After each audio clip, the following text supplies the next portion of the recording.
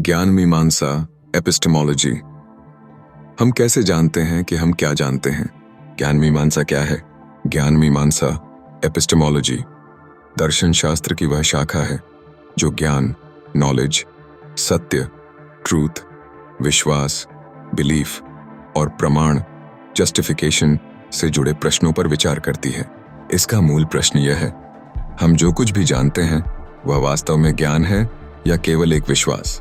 दर्शन के इतिहास में ज्ञान मीमांसा सबसे महत्वपूर्ण विषयों में से एक रही है, क्योंकि किसी भी सत्य या तथ्य को स्वीकार करने से पहले यह जरूरी है कि हम यह समझें कि उसे ज्ञान क्यों माना जाए या ना जाए। यही कारण है कि इसे ज्ञान का विज्ञान, साइंस ऑफ नॉलेज भी कहा जाता है।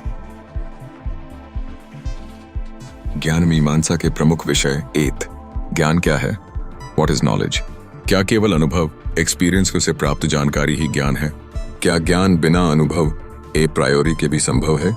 सत्य और विश्वास, ट्रूथ बिलीफ। क्या सत्य एक निरपेक्ष एब्सोल्यूट चीज है या यह समय और संदर्भ के अनुसार बदल सकता है? क्या कुछ ऐसा भी हो सकता है जिसे सभी लोग सच मानते हों लेकिन वह फिर भी गलत हो? 3 ज्ञान का स्रोत, सोर्सेज ऑफ नॉलेज। अनुभववाद, एम्पिरिसिज्म। क्या हमारा ज्ञान केवल इंद्रियों, सेंसरी परसेप्शन से प्राप्त होता है? नैसर्गिकतावाद, रैशनलिज्म। क्या हम तर्क और बुद्धि से भी ज्ञान प्राप्त कर सकते हैं?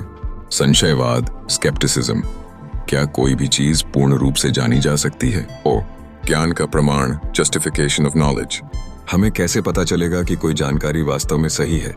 क्या केवल वैज्ञानिक प्रमाण, साइंटिफिक एविडेंस को ही सत्य का आधार माना जाए? क्या हमें कुछ भी निश्चित रूप से ज्ञात हो सकता है? डेविड ह्यूम ने कहा कि हम केवल संभावनाओं को जानते हैं, न कि निश्चित सत्य को। क्या यह सच है?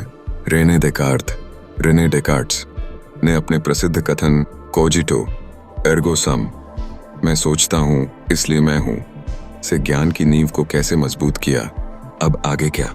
हमने देखा कि ज्ञान मीमांसा हमें यह सोचने पर मजबूर कर देती है कि क्या हम जो कुछ जानते हैं वह वास्तव में सत्य है या केवल भ्रम।